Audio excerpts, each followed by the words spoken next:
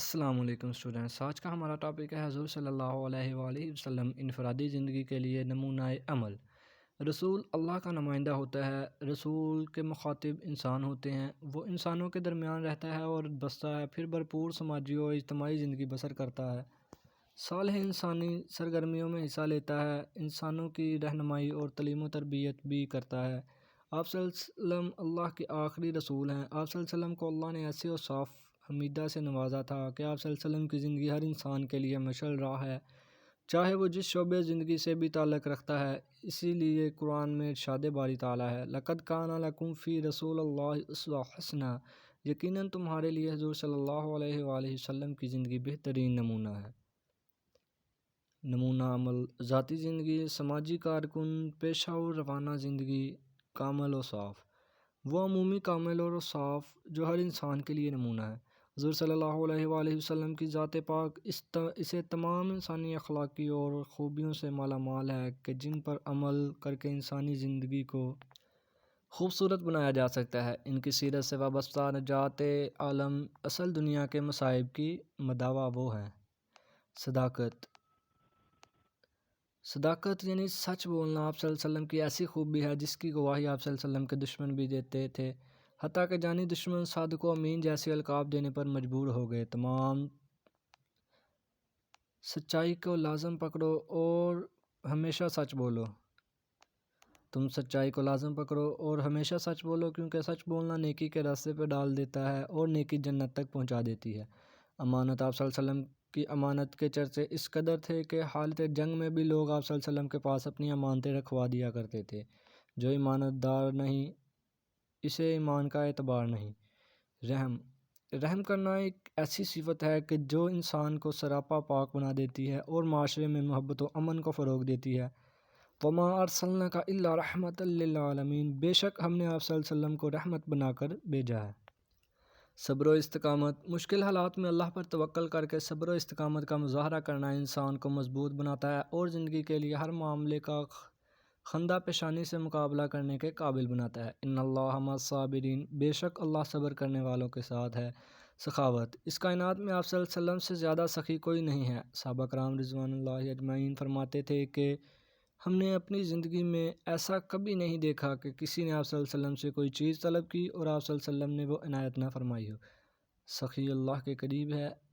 وفائے عہد، اپنی عہد کو وفا کرنا نہایت اہم انسانی وصف ہے۔ اس کے بارے میں آپ صلی اللہ علیہ وسلم نے فرمایا کہ جو عہد کی پاسداری نہ کرے اس کی دینداری کا کوئی اعتبار نہیں۔ حضور صلی اللہ علیہ وسلم کی ذاتی، گھریلو اور معاشرتی زندگی بطور نمونہ، آپ صلی اللہ علیہ وسلم کی ذاتی زندگی سے مراد آپ صلی اللہ علیہ وسلم کی گھریلو اور معاشرتی زندگی ہے، مطلب بطور باپ، بیٹا، شوہر، دوست، پڑوسی۔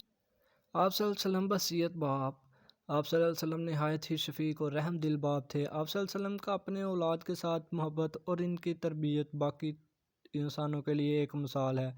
جب آپ صلی اللہ علیہ وسلم کی صاحبزادی حضرت فاطمہ تشریف لائیں تو آپ صلی اللہ علیہ وسلم ان کے لیے کھڑے ہو جاتے اور اپنی چادر مبارک ان کے لیے بچھا دیتے۔ حضور صلی اللہ علیہ وسلم کا ارشاد ہے، جو ہمارے چھوٹوں پر رحم اور بڑوں کا ادب نہ کرے وہ ہم میں سے نہیں۔ آپ صلی اللہ علیہ وسلم وصیت شوہر، آپ صلی اللہ علیہ وسلم زندگی، آپ صلی اللہ علیہ وسلم کی زندگی کے ہر رشتے میں ہی باکمال ہیں۔ بطور شوہر آپ صلی اللہ علیہ وسلم جیسا رحم دل اور محبت کرنے والا انسان شاید ہی کوئی ہو۔ آپ اپنی بیوی کی عزت، احترام کرنا، احساس کرنا، ان کی خوشی غمی کے لیے کا خیال کرنا آپ صلی اللہ علیہ وسلم سے بہتر کوئی نہیں جانتا۔ حضور صلی اللہ علیہ وسلم کھانے پہننے، مکان اور گزارا و ملاقات وغیرہ جملہ امور میں ہر ایک بیوی کے ساتھ ایسے عدل و انصاف اور مساویانہ سلوک سے پیش آیا کرتے تھے کہ تاریخ عالم میں اس کی نظیر محال ہے۔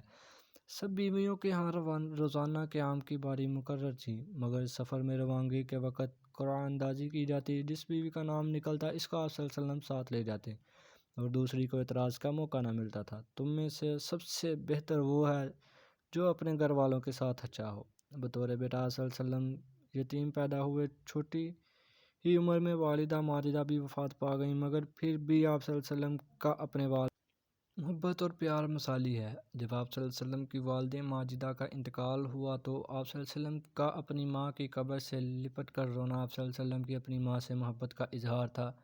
اپنے والدین سے احسان کا معاملہ کرو۔ بطور پڑوسی آپ صلی اللہ علیہ وآلہ وسلم پڑوسیوں کا خیال رکھنے والے تھے اور پڑوسیوں کے حقوق کی تاکید فرماتے تھے۔ آپ صلی اللہ علیہ وسلم نے فرمایا کہ جبرائیل مجھے پڑوسی کے بارے میں بار بار اس طرح وصیت کرتے رہے کہ مجھے خیال گزرا کہ شاید پڑوسی کو وراثت میں شریک نہ کر دیں۔ بطور دوست آپ صلی اللہ علیہ وسلم کامل دوست تھے۔ آدمی اپنے دوست کے دین پر ہوتا ہے، بس تم میں سے ہر ایک یہ ضرور دیکھے کہ وہ کس کے ساتھ دوستی کر رہا ہے۔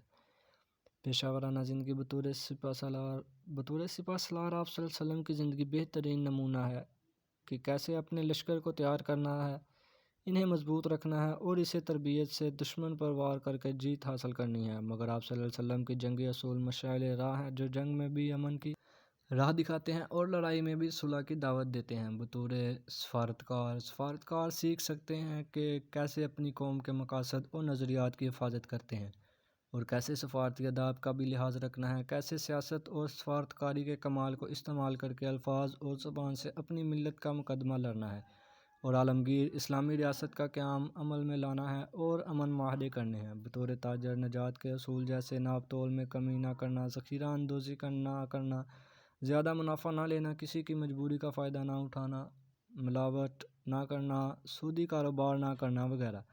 بطور سیاسی رہنمائی کرنا، عدل و انصاف والی ریاست قائم کرنا۔ بطور معاملہ، بطور معلم علم سے روشناس کرانا، بطور قاضی عدل و انصاف کو قائم کرنا، بطور سماجی کارکن جانوروں کے حقوق، ان پر ظلم نہ کرو، چارہ ڈالو، زیادہ بوجھ نہ ڈالو۔